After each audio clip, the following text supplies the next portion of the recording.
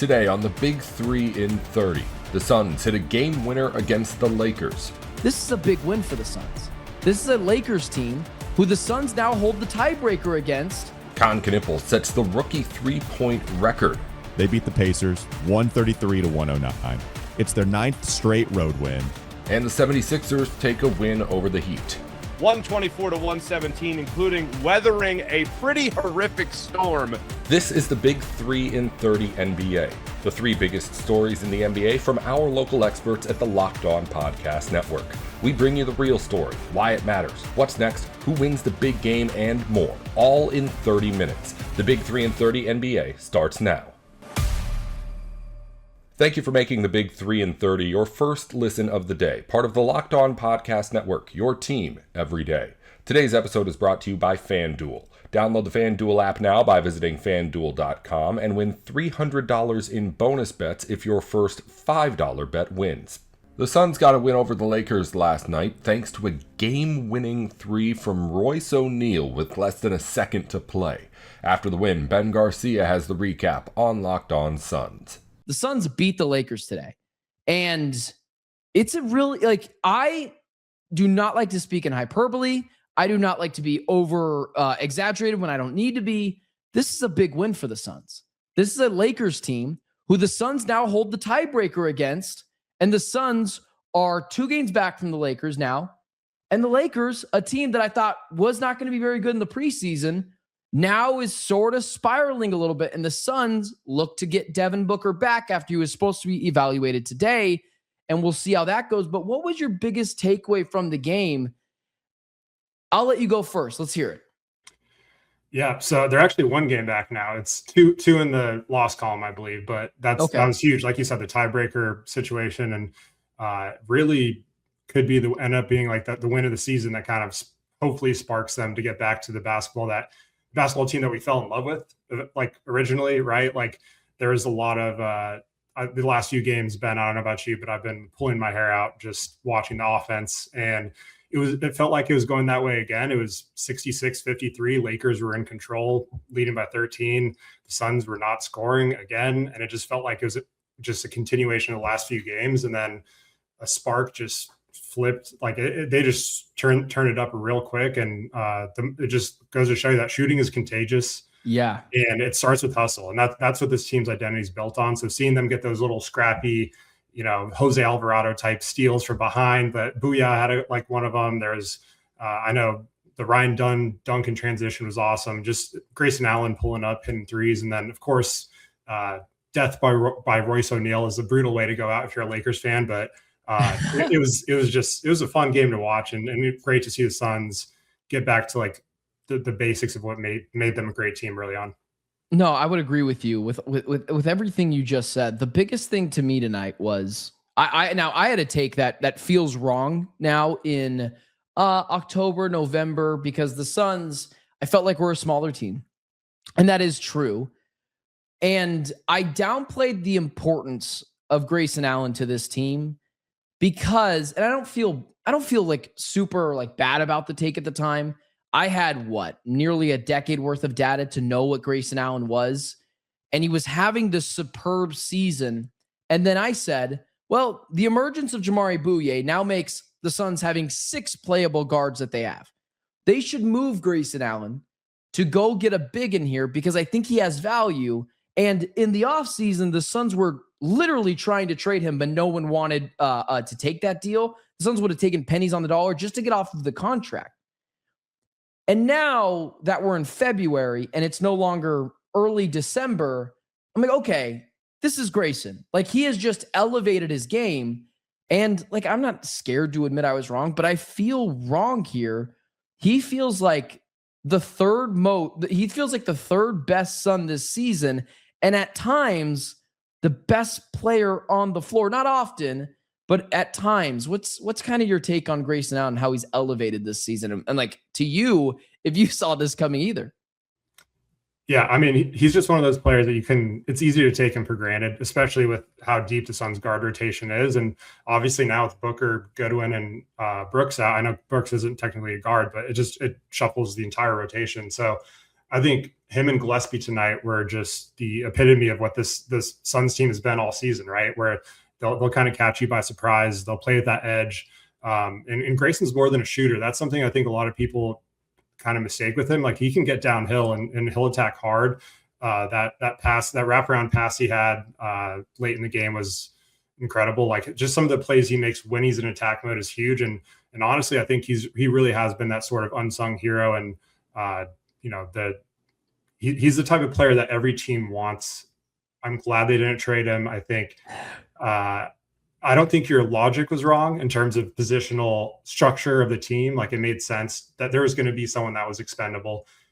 Why not try to get a power forward or a bigger forward by using Grayson as a trade bait? But yeah, I think he really is kind of stepped into a larger role this year that many of us didn't expect. With a healthy Jalen Green and Devin Booker, he kind of feels like the odd man out on paper. Well, and before the season started, and like, we'll talk more about Jalen Green later. I think people think I just want to dunk on Jalen Green every chance I get, when in reality, if he's the best version of himself, all of us are happier. The team is better. I make more money. More people tune into the show. Like, that's what we would get if Jalen Green was the best version of himself. But I think it was very interesting that for the later part in the fourth quarter, and for those of you hearing my baby scream in the background, I apologize for that. New father, we're still trying to get it figured out, and that's okay. But for Grayson Allen, I think it's interesting that at the end of the game, the very last possession, they brought Jalen Green in. But to close out the game, there was no Jalen Green. And when the season started, it was Jalen Green's the second best player on this team. That was the notion thrown out there. Jordan Knott didn't even hesitate to put the ball in Grayson Allen's hand when the game was there to be won. And I think that says something now. And I do think a hierarchy in the Suns offense matters. Like, people will tell me, why do you care who to say who's the second best player is? Because I think roles matter. Is this where we're at now? Is Grayson just the third best player on this team until further notice? I think that there's a strong argument for that at this point. Then I think he's the third most important right now. Like, when he's clicking, this team hits a gear that is just different. I think watching him and Kon Knueppel, especially the off-ball movement, when those two are running around in circles and just, it looks like hell to guard both of them, like on the perimeter, because they're just relocating and just hitting Oso and then getting a quick cut back out to the three-point line and spotting up for a three, like stuff like that. The movement he brings and the edge, like, that's one thing. Grayson's not afraid to mix it up. And I think defensively, like, him and Gillespie, sure, they're undersized, but they're both feisty. But yeah, I think there's a stronger case for Grayson being the third best player right now than there is against him. Well, it's just interesting because, like, I say all this stuff, and Grayson was 9 for 24 tonight. He was 6 for 16 from three. Yeah. But, like, if we're going to do it's not about how you start, it's about how you finish with Jalen Green when he hit the game winner the other night against the Orlando Magic. And I do firmly believe in that. It felt like every big shot that was coming from this team was from those two guys, either Grayson Allen or Kon Knueppel. And it's like fourth quarter, Kon Knueppel and Grayson Allen is just a thing now. And it's to the point where, like, I know Royce O'Neale hit the game winner, but this team has become so good in the clutch. And it just feels like that's a culture thing now. Like, they expect to be better. They expect to be better than the opposing team that has a Luka and a LeBron on the other side. I don't know. What's your take on that and the mentality that these guys have got tonight? Yeah, like I said, they're just relentless. Like, they could have easily folded when they're down 13 coming out of halftime flat again. And they kept fighting and shooting a lot of threes. Like, they shot 50 threes tonight. The Lakers shot 29. So that is a massive gap and none bigger than the final one by Royce to decide things. So it's kind of fitting it came on a three. But yeah, I think it just speaks to this team's culture. Like, just when, we were out, they pull us back in. That's just what this Suns team is. And it's been fun to watch. So I think there's always going to be slumps, especially shooting slumps in the season. It doesn't matter how good of a team you are. It's a lot easier to go in the slumps when your best two players are out. And that's the situation they're in now, which makes the Jalen Green situation, which we'll get to later, really murky and tough to, like, kind of dissect without them having all their guys, because everyone's in different roles right now. But they've been adapting all year on the fly, and it's been great. Ever wanted to experience the NBA Finals live and in person? FanDuel is giving you the chance to turn that dream into reality with their NBA sweepstakes. Here's how it works. Use your profit boost on an NBA future, and you'll automatically be entered for a shot to win an NBA Finals trip for two. That's right. Flights, tickets, the whole experience. If you're already looking at the board and thinking about which team can make a deep run, this is the perfect time to lock it in. Not only can your pick cash, but it could also send you to the finals.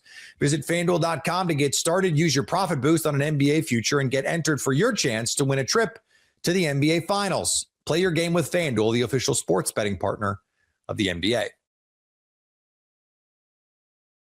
Welcome back to the Big 3-30 NBA. The Hornets got a blowout win over the Pacers, and rookie Kon Knueppel hit 8 threes to break the rookie record for most in a season. Knueppel leads the NBA in threes, and Locked On Hornets hosts Walker Mell and Doug Brentman. You got the big dub hat. Let's talk about it. Hornets win. They beat the Pacers 133-109. It's their 9th straight road win. They're now 7-15 away. Once Atlanta wins their game against Washington, which is all but a foregone conclusion at this point, Charlotte will remain the 10 seed, just a half game back of the Hawks. Charlotte is 2 games back of Miami in the 8th spot. The Heat lost to Philly tonight. That means Charlotte is 4.5 back from the 76ers. A little bit of a catch-22 game there. We'll see what happens with Orlando. They're in a tight matchup with Houston in the 4th quarter. Down the stretch, we'll get clarity before the end of the pod. But Charlotte sweeps its 3-game road trip by a combined 73 points, thanks to the Pearl from Sam Purley, the man at Hornets.com. Hornets also set the record for most three-pointers in a 3-game span with 72. That's right, they tie a record. But it's been absolutely bonkies what they've been doing. 25 threes against Washington, 25 threes the last time out, and then 22 threes here against Indiana. Okay, so we'll get to all the team stuff. We'll get to Brandon Miller going for a season-high 33. Yet, Brandon, I'm sorry, you're not the story. You were very good. You hit a bunch of shots. It was awesome to see, I think, what you did in the 3rd quarter. But Kon Knueppel breaks the rookie single-season record for made three-pointers. He did it in 60 games. Keegan Murray had the record at 206. He's now 2nd. Not only did Kon pass him in this game, Kon continued to fill it up. He's now at 209. Who knows where he could go? Here's what's at play before I throw it back to you, Doug. Kon could reach 50, 40, 90. I care about this. I don't know if I told you that. I know. Right now, he's at 49, 44, 89. Those are the numbers after the Indiana game. He's 91 three-pointers away from 300 total threes in a season. Okay, 22 games left. He'd have to hit 4.2 a game the rest of the way to reach 300. If he does, then he'll be in rarefied air. That feat has only been reached 10 times. Steph did it 6 times. Crazy. James Harden, Ant Edwards, Malik Beasley, Klay Thompson, they're the only other members of that club. Going to be really tough, but it's in play in Kon's rookie season. Doug, we're at the point where the only shooter on the planet that I know is better than Kon Knueppel is Steph Curry. And after that, I got nothing for you. We're watching one of the best rookie seasons of all time, and now we have a big three-point record to cement it. The way this guy can just get on one of those in-the-zone, unconscious streaks in a game, like he did in the 1st quarter, when on the first 3 that he hit off a blob play, it stopped a Pacers 10-0 run. I mean, this is one of those crazy, dangerous Pacers games. They're already 0-2 on the season to the Pacers, but no Pascal Siakam, no Nesmith, just a bunch of C-teamers trying to make a statement against a team that they've already beaten twice. And the Hornets, once again, at this entire road trip, they start games like they've forgotten how to play basketball, and they did the same thing here. And Kon Knueppel says, enough is enough. I'm going to hit this 3. Then I'm going to hit another one. And then I'm going to hit another one. He hit back-to-back-to-back jacks in the 1st quarter to help the Hornets not get too far behind. And then not completely disappears because he spends all that time refusing to be screened, hitting the floor for loose balls, and doing all kinds of other little things that help the Hornets generate offense and get into transition. But then he waits to the end of the 2nd quarter to tie the rookie record, 45 seconds left, and then waits a little while longer to break it. But he can sit back, he can do his thing, he can stand in the corner, he can use his gravity to help create for others, and then all of a sudden explode. And he's a special, special player. After the game, asked about the rookie record. This is my favorite part, because he's been asked about it multiple times. He was asked about it at the All-Star break. Shannon Spake has been trying to drag a comment out of him, doing the best she could to get Shannon. one single thing from him on this record. And the most hilarious thing is he pretended like it didn't exist. He pretended like he didn't know. He's like, record numbers? What? I shoot three-pointers? I don't know about that. I'm a basketball player? Like, he completely just was not even wanting to recognize it. And then finally he does. And what's the first thing he says? Credit to my teammates. They set me up. He is all gas, no ego. He gets a Gatorade and water bath from his teammates who all love him. It's just a beautiful thing. Honestly, I feel like I'm dreaming. I can't believe that this is what the Hornets, this is the guy the Hornets drafted. I mean, just all of the draft trauma that we've been through, that Kon would fall in their laps at 4 like this, and that they would take advantage of it. It's amazing. Which, by the way, in the interview, when he got all the water dumped on him, he said, yeah, this sucks. This sucks. And then, I don't want any of this water done. This sucks. I don't want this to happen to me. Ever wanted to experience the NBA Finals live and in person? FanDuel is giving you the chance to turn that dream into reality with their NBA sweepstakes. Here's how it works. Use your profit boost on an NBA future, and you'll automatically be entered for a shot to win an NBA Finals trip for 2. That's right. Flights, tickets, the whole experience. If you're already looking at the board and thinking about which team can make a deep run, this is the perfect time to lock it in. Not only can your pick cash, but it could also send you to the finals. Visit FanDuel.com to get started. Use your profit boost on an NBA future and get entered for your chance to win a trip to the NBA Finals. Play your game with FanDuel, the official sports betting partner of the NBA. Welcome back to the Big 3 and 30 NBA. Tyrese Maxey led the way with a 28-point double-double, and the 76ers beat the Heat last night.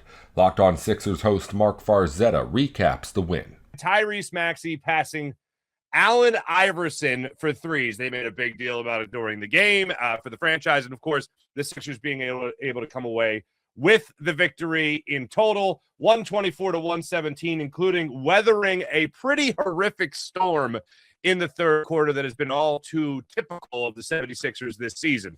But first, the threes with Tyrese Maxey. He broke it in the first quarter. He was incredible in the first quarter. He scored 20 points in the first quarter, did Tyrese Maxey.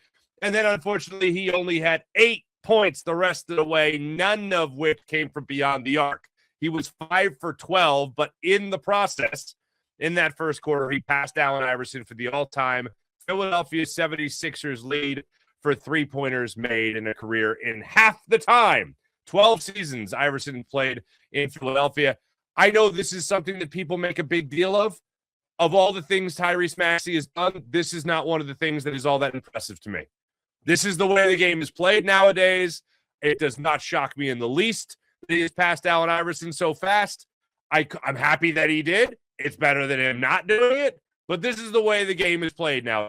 It is literally a totally different game than the game we saw Allen Iverson play. Threes galore. I'm not knocking it. I'm just acknowledging the simple fact that it's different. So for that matter, I'm not that impressed. It's like watching a football game and you're seeing all these guys throw for 1,000,000 yards.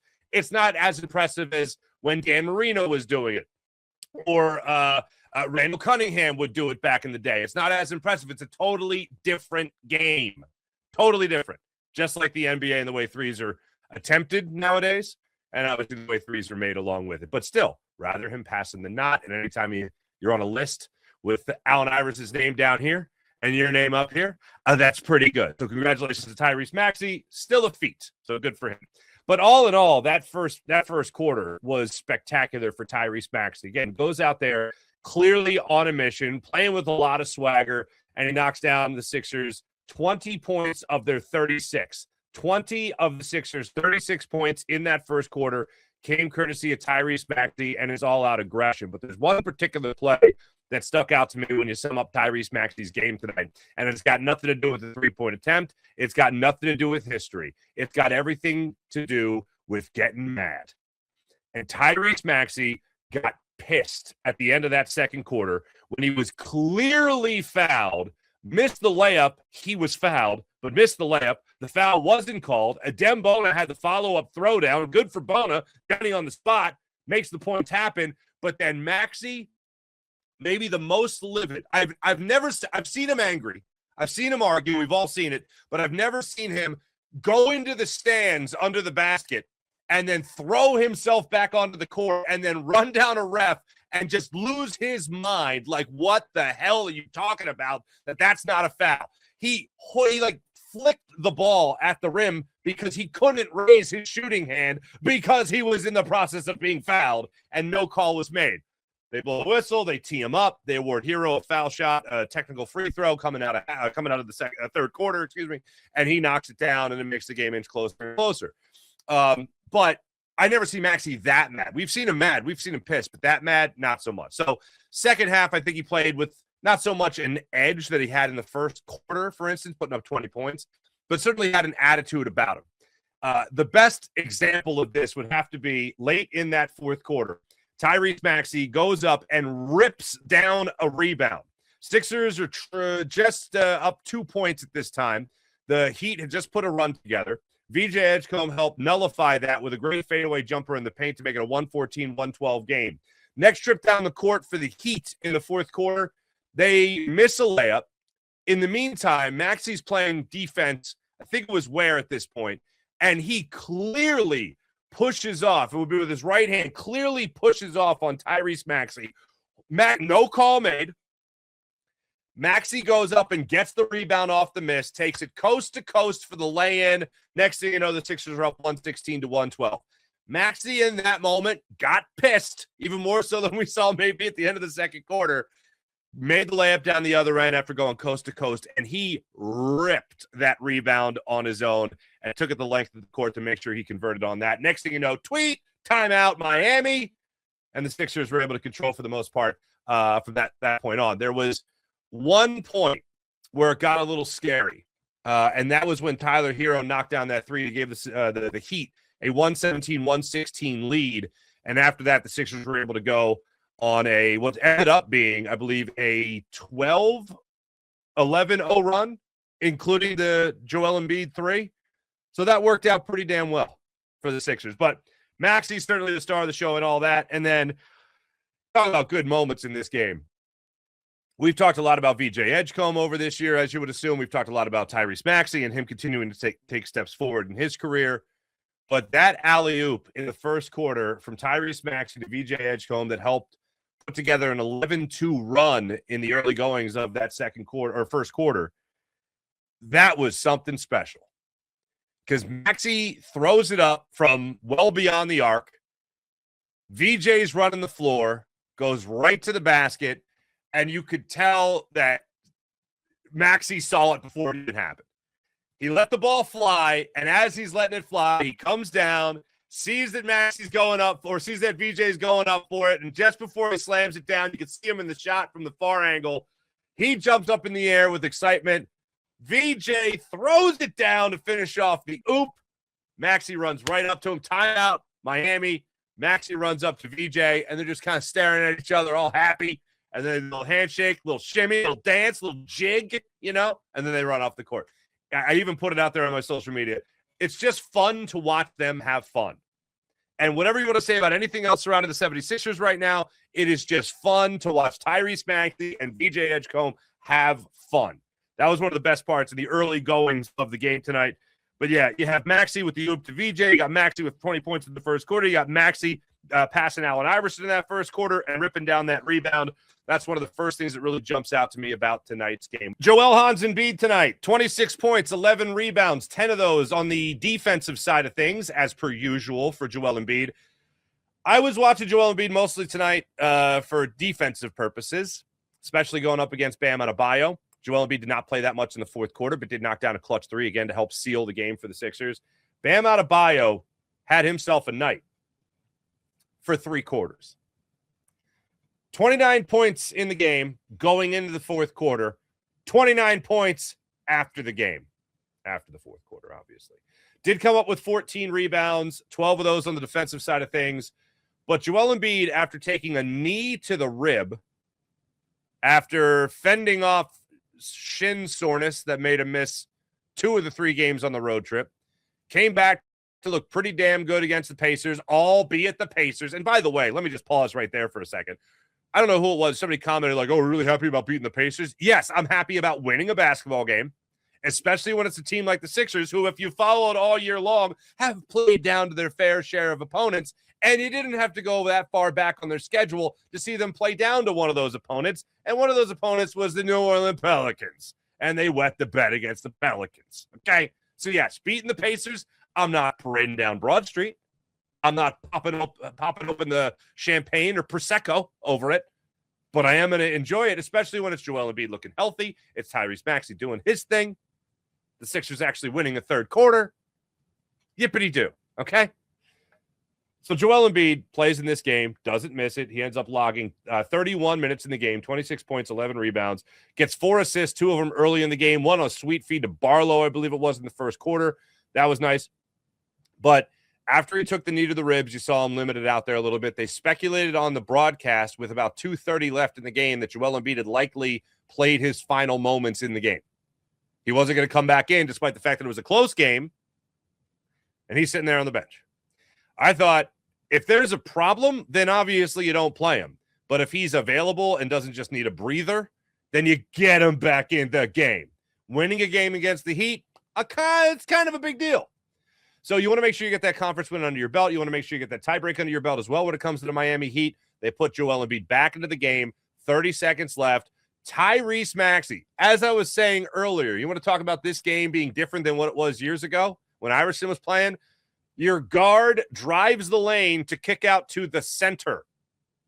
I can't think of too many times Iverson drove the paint and kicked it out to Todd McCulloch. Okay? I can't think of too many times when Allen Iverson drove the lane and kicked it out to Theo Ratliff, or of course, the late, great Dikembe Mutombo, for instance. But yet, this is the game we're playing today. Joel Embiid knocks it down. Ice is the game. A couple of other moments, too, where you saw him come up with some big rebounds, some good defensive plays gathering the rebound. Some turnovers in this game you didn't want to really see from him. He was only charged for 2 turnovers. A couple of them you could argue were bad passes, but a couple of them fine passes that just went off his fingers, and that was that. One was in the paint on a dish from Grimes that I thought was a good play in the making, and he just couldn't get a handle on it. The other was Tyrese Maxey get him a simple bounce pass on the wing, and Embiid couldn't handle it. All in all, I just want to see him get his feet back under him after missing some time. That's no way, shape, or form an excuse. It's just observing Joel Embiid and knowing what he needs in order to get back to the level of play that we saw him at before. And by the way, this is not meant to be a dig on Joel Embiid in the least. You're talking about a 26-point performance. Most of that coming in the first half, though, similar to Tyrese Maxey. I mean, him and Maxey combined after the first quarter, I think they combined for – no, in the half. Wait, hold on. I have it written down. Where do I have it in my notes? Third quarter. In the third quarter, they combined for 6 points in total. Maxey had 4. Embiid had a bucket. So that's what you got there. Look, I'm thrilled that he's back. I'm thrilled that he's playing. And I'm glad that he got 2 games under his belt before he takes on the Boston Celtics on Sunday. Flat out thrilled. That's the case right now. Again, logged 31 minutes tonight. After taking a shot to the ribs, you saw him. They got him on the replay. It was a great shot. He knocks down that 3, does a little celebration. He's raising his hand, and then he winces with an epic amount of pain. It looked like grabbing the ribs. Hopefully that does not make him miss Sunday's game against the Celtics in Boston, which, by the way, is a nationally televised game from Beantown. 8 o'clock tip-off there. But all in all, I liked what I saw from Joel Embiid tonight. Still, as I said the other day, you want to see him come back on the defensive end a little bit stronger than he was. But still, that was great. When we come back, I'll talk about right now, unsung hero of tonight's game. First, I'd love to see VJ Edgecombe go out there and get 20 points again. Just barely came up shy tonight. He had a couple of big shots for the Sixers, a couple of mid-range shots that he knocked down tonight. Great to see that from VJ Edgecombe. But the other part of this is VJ Edgecombe tonight. 19 points, just a point shy, obviously, getting to the 20. point mark again, which would have been great for that. But Kelly Oubre, folks, unsung hero.